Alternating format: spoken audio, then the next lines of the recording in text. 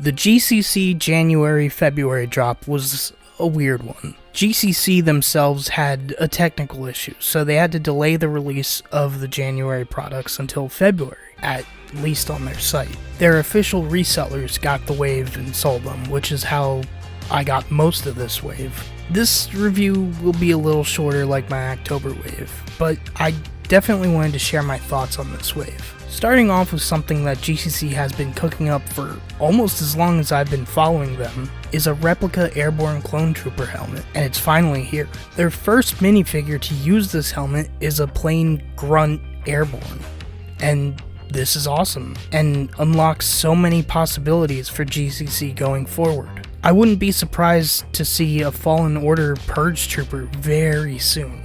As for this guy, he's pretty straightforward. It would have been nice if they made a gray comma to go along with this release, but nothing a Capes for Minifigs comma can't cover. I also want to mention how well made this helmet is. Usually with replica GCC helmets, there can be some tolerance issues, where the helmet either doesn't want to come off or doesn't want to stay on. But this helmet feels almost official. The tolerance of the connection feels just like putting on an official helmet, and it gets me even more excited to see them make a sharpshooter or a purge trooper. They also re-released their Captain Hauser and Gray, but with arm printing this time. I already have my preferred versions of these guys with the printed pauldrons, so I just got the arms, and it really completes these figures in my opinion.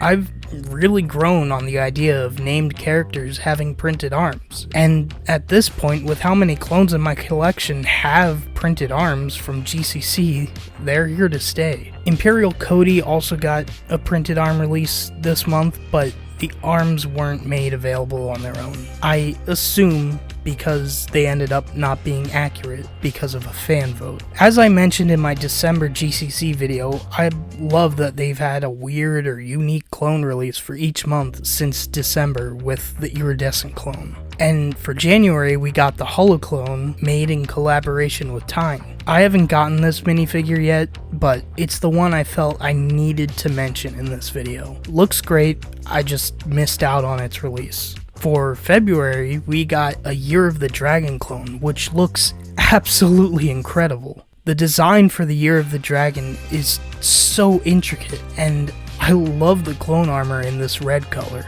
This is definitely one of the wackier designs to come out of GCC, but it also feels like something from canon. It's so well done, and is definitely a testament to how far GCC's printing has come. And probably the most exciting release for me, Commander Bly. Again, this is a version 2 Bly that features both some missing details that weren't on the first version, as well as a printed pauldron, which honestly, I was a little upset that I had to buy a whole new figure at first, but once I got this in hand, I was glad I got it. It wasn't just small details they fixed, but also just the general shaping of the markings on his armor just look way better here. They also included all of his accessories, the macros, the comma, and this new version of the pauldron we got in December. Although, I think I'll keep the Clone Cloth Customs pauldron on this guy, as I just like the material better. I was already thrilled with the V1, but this V2 is just perfect. However, this also allows me to talk about my biggest criticism with GCC. Don't get me wrong, I love GCC, but the one area where they can absolutely improve on is the amount of V2s and V3s they put out. It's to the point now where I just don't know if I should spend the money on the new minifigures or wait to see what the next version looks like. But by the time the next version releases, the previous version will be sold out everywhere. There are just so many variables that could easily be fixed with just showing the design before production of the figure starts. Which, to their credit, they have been doing more since the controversy from the November and December waves. But it should still be said that this is an area where GCC needs to improve, especially when buying 3 named characters with official helmets and arm printing comes up to almost $100, sometimes more. I honestly didn't buy much from this wave because of the prices. I do want the Shmi Skywalker they released in this wave, but considering how I spent more money on buying another version of Bly, I just felt as if I couldn't spend more money on a character I didn't want as much as Bly. It's just these small decisions that add up to spending more money than necessary. And as I said earlier, I love GCC.